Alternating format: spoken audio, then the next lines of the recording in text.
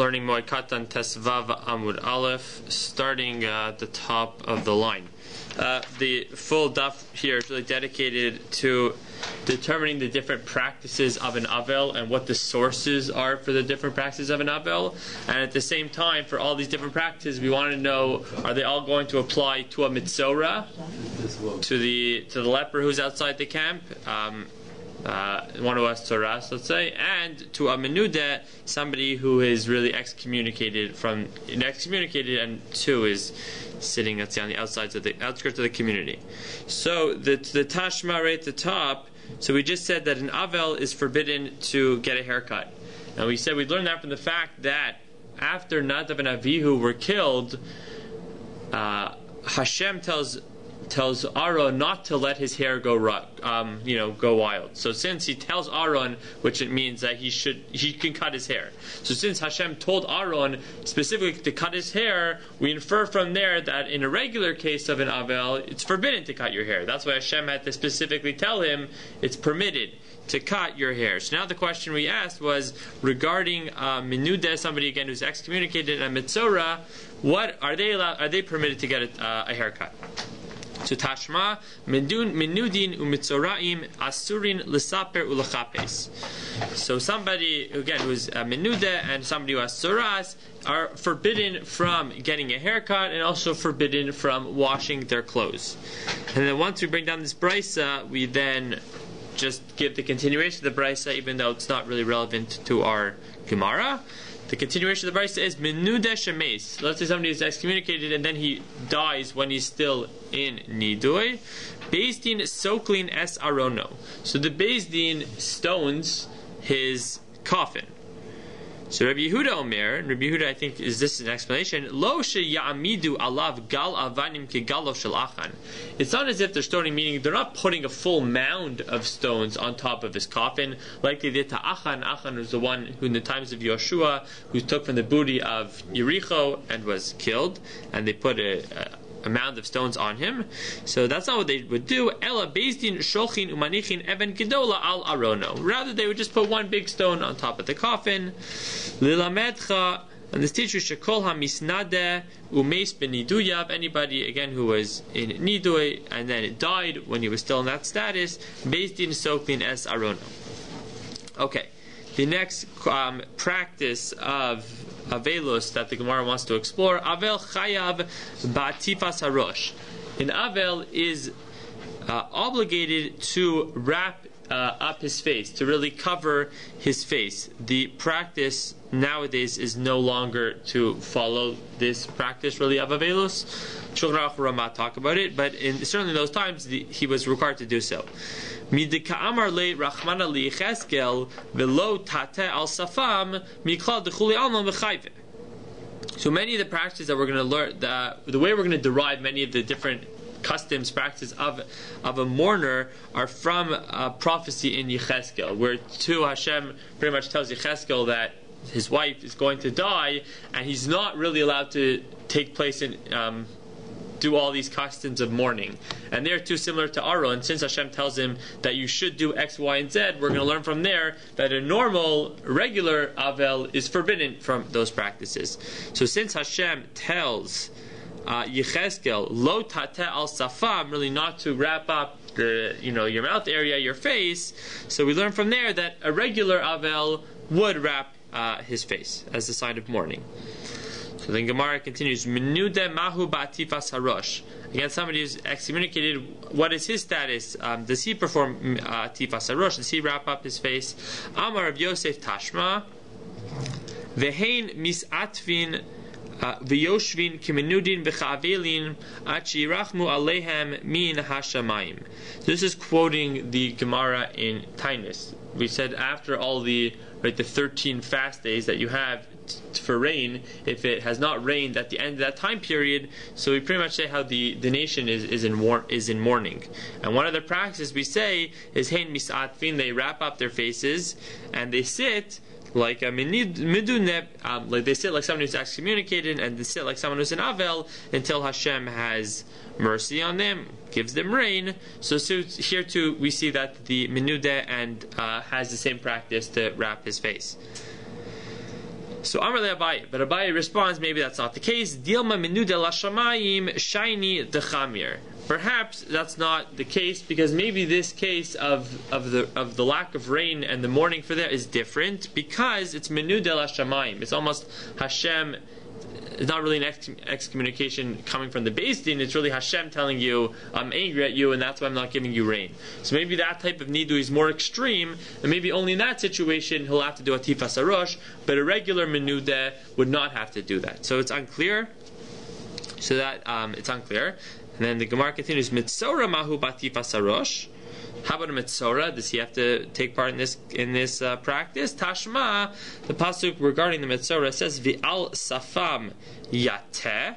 Again, here too that he'll wrap up his mouth area. Miklal shechaya batifas harosh mamina. So the avel has to, the mitzora has to, and the menuda it's unclear. The next practice, avel aser lahaniach tefillin. So an avel is forbidden from putting on tefillin. So this is different than many of the other cases because the prohibition for an avel to wear tefillin is really only on it's a machlokes, it's on the first day of Avelus, or if it's on the first and second day of Avelus, but certainly doesn't extend beyond that. And then practically nowadays it also depends whether the day that is he buried on the day that he dies. So practically nowadays I think often the burial will take place the next day, in which case often after the funeral and after there's no longer an onain, you generally think the custom is to put on tefillin at that point. Is it possible to talk about wearing tefillin all day maybe? I don't think so, because the halacha when it talks about not wearing tefillin is for an avel specifically day 1 or day 1 and day 2. So don't hold it, but those say they wear tefillin all day, so maybe an avel should be wearing. I don't know if that meaning that it could be, but that's not. I don't think that would make a difference in this case. So an avel forbidden from wearing tefillin, and why do we know that? Since Hashem told Yecheskel pe'erchacha v'ushalecha that your glory should be upon you, referring to the tefillin. Miklal dekulei alma aser, again implying that for a regular avel it would be forbidden to do so. Menuda mahu b'tefillin. How about something to nido? Is he wear tefillin tekut? We don't know. And mitzora mahu b'tefillin. So tashma. So from the following brisa, Vehatzarua teaches you l'rabos kohen gadol. V'gadav yu frumim, that this is talking about the mitzora, that his clothes should be ripped. Sheyu miku ra'in. Then it says v'rosho ye parua. So that his hair should really grow wild. So ein priya ela gidul seyar divrei Rav Eliezer. So the first interpretation of rosho ye parua is referring to the fact that you should let your hair grow wild, and that we almost quoted before in terms of them not getting a haircut. But Rabbi Akiva Omer nemra havaya berosh v'nemra havaya beveged. The same shoresh of v'rosho. First it was begadav yufrumim, so you and yeh. So we want to make almost a gzer shava between these two ideas, these two words. We want to connect the two ideas. So nemra havaya berosh v'nemra havaya beveged. So same way, ma havaya hamur bebeged. When it said havaya, it said the word yeh with respect to beged. We were referring to davar shechut migufo. We weren't referring to anything on the body. We were referring to something external to the body. In this case, ripping the clothes. Af havaya berosh. So too, when it comes to the havaya berosh, davar shechut migufo. We're not referring to something on the body, as in letting your hair grow. We're referring to something external to your body. So what does that mean? My love at tefillin does not mean that you should not wear tefillin, is because that's external to your body, putting on your hair. So Amar of Papa Lo, no, that's not referring to the fact that you shouldn't wear tefillin. Maybe it's referring to the fact akumta v'sudra, that you shouldn't wear a hat or a handkerchief. Kumta in modern day Hebrew is a beret. That's what the soldiers wear. So that's what it's referring to. They shouldn't wear they shouldn't wear hats on their head, but it's not clear that they shouldn't wear tefillin. Okay, the next practice for an avel asur b'she'ilas shalom. It is forbidden for an avel to greet somebody. Dika'amar le'rachmana le'yecheskel ha'anek dom.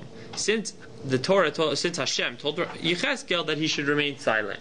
So Tosfos points out here, from all the other cases of Yecheskel, Hashem tells him to do something, and we learn the exact opposite. In this case, Hashem tells him to be silent, and we learn to be silent. So Tosfos just points out the reason it had to be so is that if Yechezkel didn't show the nation that he was any signs of mourning, they wouldn't think he was an Avel, and they wouldn't learn anything. They wouldn't think it was unique, the fact that he's an Avel and he wasn't showing signs of mourning. So Tosfos says, therefore, he had to show at least some forms of Avelus, so he had to remain silent. Therefore, the people would understand that he's an Avel, and then it would be an anomaly, the fact that he's an Avel and is wearing tefillin, and he's an Avel and he's not covering his head. So an Avel, again, is forbidden from B'Sheila Shalom because HaNekdom.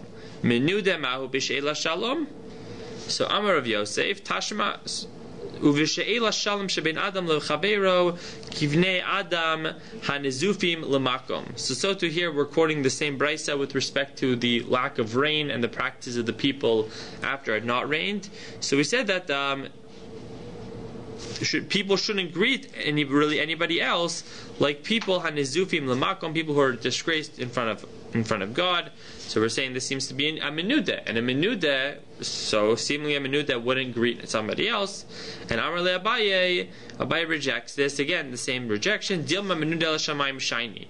Don't bring me any proofs from the case in the Gemara and Tainis. Maybe that form of nidui is different. It's more extreme. It's coming from God as opposed to coming from Beis Din.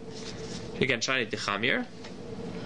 And Mitzora Mahu B'Sheila Shalom. And again, what is the practice of a Mitzora with respect to greeting others? Tashma V'al Safam Yateh. So before we brought this as a proof to say that he should wrap his face, but here we're saying Sheyu Sif Sosav Medubakos Zobazo, that his lips should really be sealed together, they should be sealed tight, he shouldn't be going ahead greeting others. Sheyehei Kemenude V'Cha'avel, that he should be similar to a menuda and an avel, the asur b'sheila shalom, and it's forbidden to greet somebody else. Shema mina. Okay, so now based on this brisa, again we just said it was unclear. We couldn't bring a proof for the fact that menuda, whether he says sheila shalom. So now we say v'nifsho mina lemenuda. In this brisa of a Mitzora, what did it say? He said, Sheyeh kemenuda v'cha'avel. He should be like somebody who's a nidui and like a mourner, and it's aser for him to greet other people. So this should be the proof that somebody who is a nidui is not allowed to greet other people. V'nifsho minei lemenuda. So Amar of Acha bar Pinchas Mishmei de Rav Yosef. So now we have to look at the language of the brisa and be precise here. Mi katani she'asur. It doesn't say she'asur. Again, what was the phrase? The phrase in the brisa is sheyehei kemenuda v'cha'avel. He should be like a menuda and an avel. Ve'asur b'she'ila shalom. And it's forbidden to him to greet other people. So what Rav Acha bar Pinchas is saying, if it said she'asur b'she'ila shalom, then the two ideas would be connected. The avel and the menuda are forbidden from greeting other people. But it says ve'asur. So therefore, the way we should read the brisa is sheyehei kemenuda v'cha'avel katani b'milei achra naisa, that he should be like a menuda and avel with respect to other practices, and as well be'asur nami b'sheila shalom, and the mitzora is asur b'sheila shalom, not necessarily the menuda. So therefore, no proof to the menuda. Next practice, avel asur b'divrei Torah. It's forbidden for an avel to study Torah. Midagama Rachmana li'Yechezkel dom, from the same, hanek dom, that he should remain silent. Menuda mahu b'divrei Torah, is a menuda allowed to study Torah? Amar of Yosef Tashma. Menuda shoneh v'shonin lo. A menuda is allowed to learn, and we can teach him. Niskar v'niskarin lo. He can rent things out. He can take part in business activities, and we can really engage in business with him as well.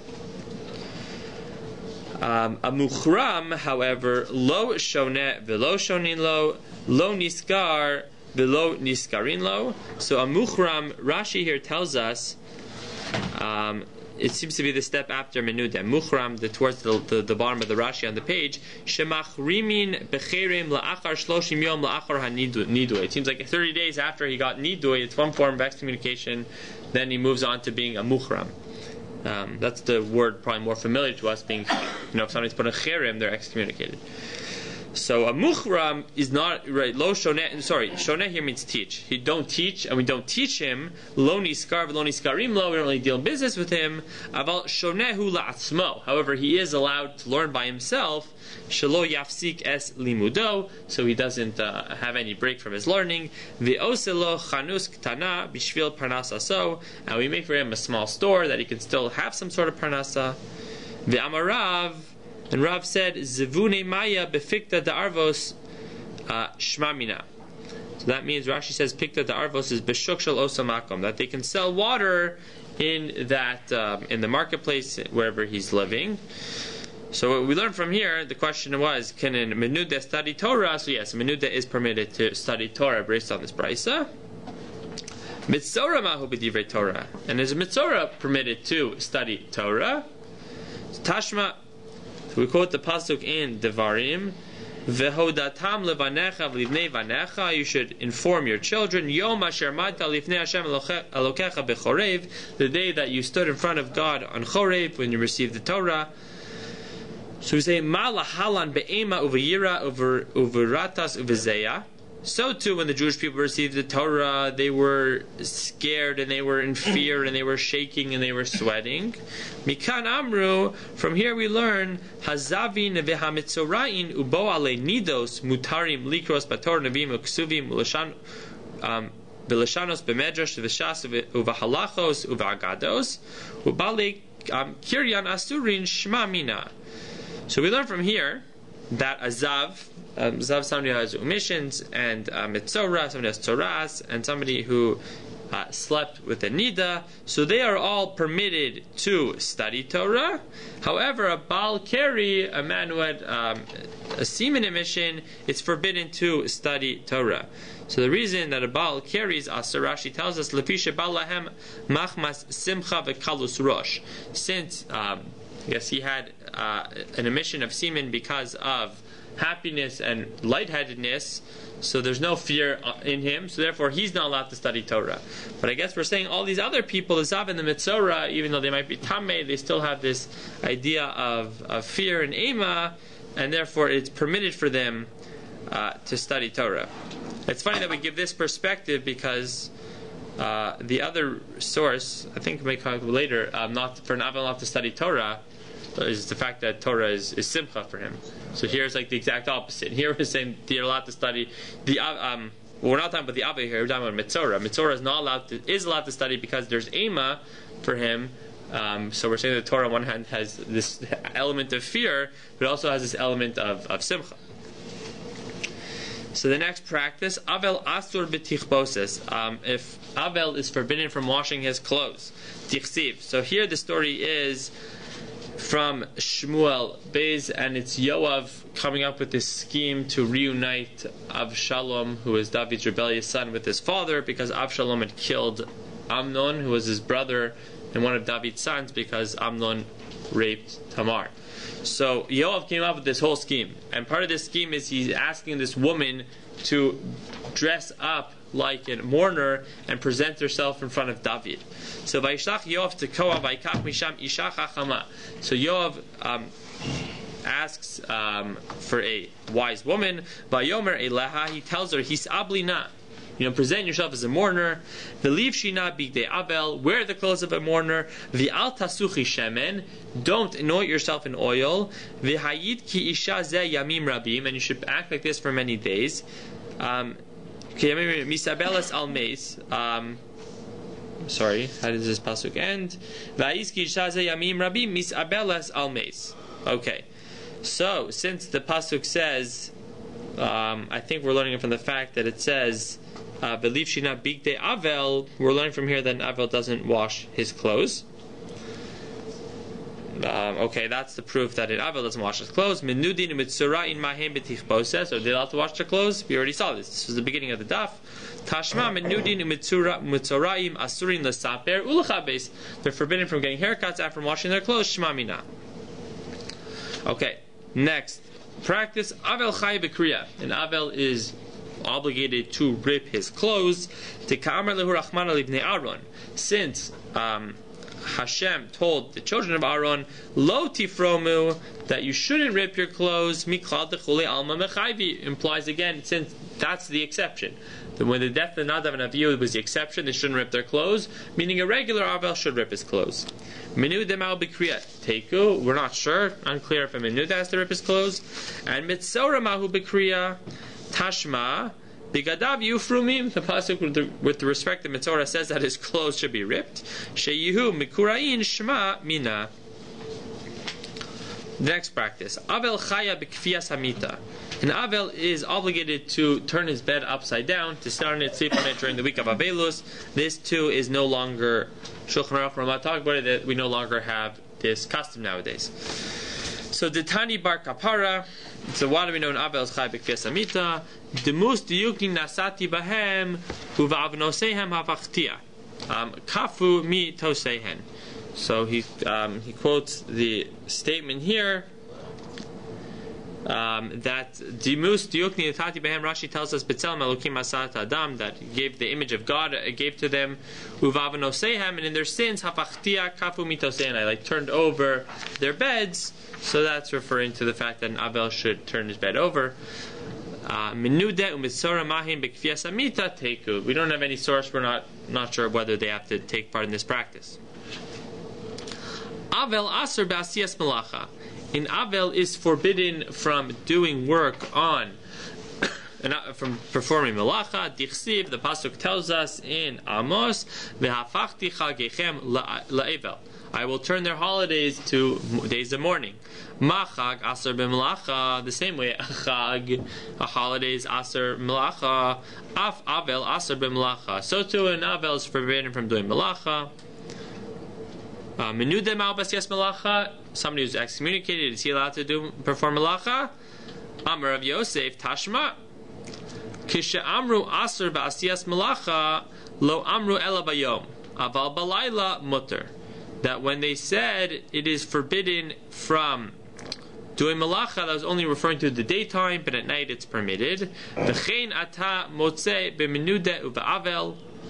And so too you find with respect to the menuda and respect to the mourner. Okay, so the same brisa is going to come up 3 times. It's quoting here a brisa from Tainus. What DAF is it again? It's from Yud Gimel Amud Aleph. And what the brisa there is telling us is it's going through different again, it's referring to practice we have of Avelos when it hasn't rained.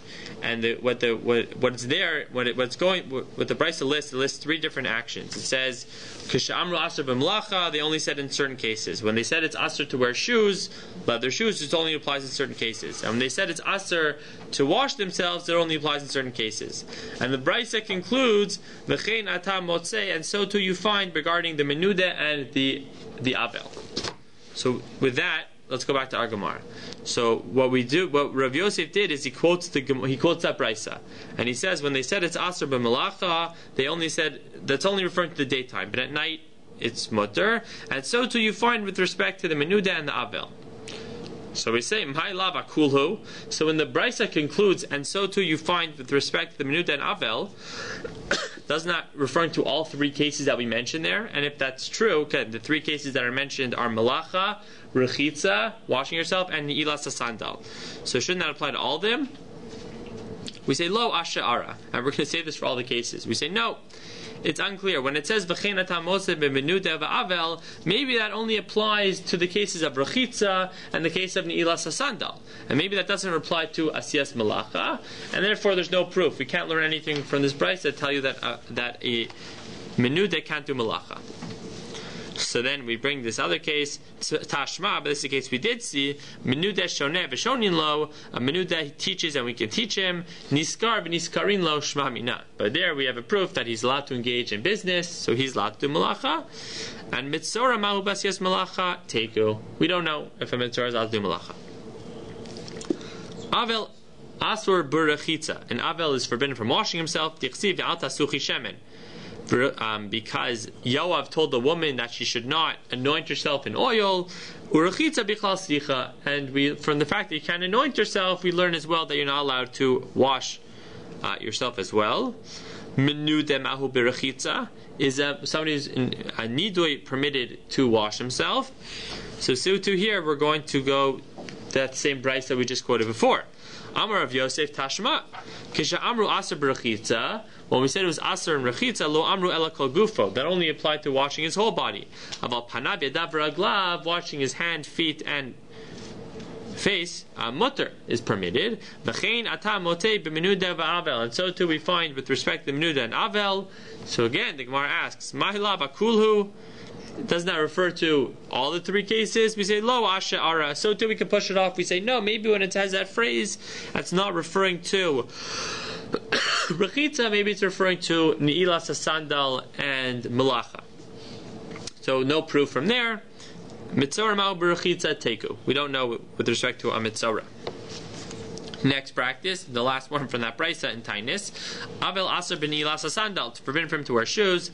Midika amar le rachmana le Yecheskel, since Hashem told Yecheskel v'na'alecha tasim b'raglacha, that you should wear shoes. Miklal dechuli alma aser. It implies that every normal avel is forbidden from wearing shoes. Menuda mahu b'ni'ilas sandal. How about somebody who's a nidu? Is he permitted to wear shoes, leather shoes? Amar of Yosef Tashma. When they said it's forbidden to wear leather shoes, lo amru ela be'ir. That's only referring to when you're in the city in your dwelling place. If you're traveling, certainly mutter is permitted to wear shoes. You're not obligated to injure yourself. Ha ketzad, how does that work? Yatza la derech, if you're traveling to another city, noel, wear your shoes. Nichnas la'ir, once you get to where you're going, once you get to the city, choles, take off your shoes. And so too we find with respect to the menuda and the avel. So we want to say ma'ila bakulhu. Doesn't that line refer to all the three cases? And therefore a menuda would be aser from wearing shoes as well. Lo ashe ara. No, maybe that line only refers to rechitza and melacha, not ilas sandal, and therefore no proof from there. And mitzora mahu bin ilas sandal, and teku, and we're not sure with respect to mitzora. Avel aser b'tashmi shamita. The next practice, an avel is forbidden from having sexual relations. Tichsiv, the pasuk tells us, Vayinachim David es bas sheva ishto vayavo eleha. So we learn it from the fact that David and Bathsheba had a child and they were punished and the child died.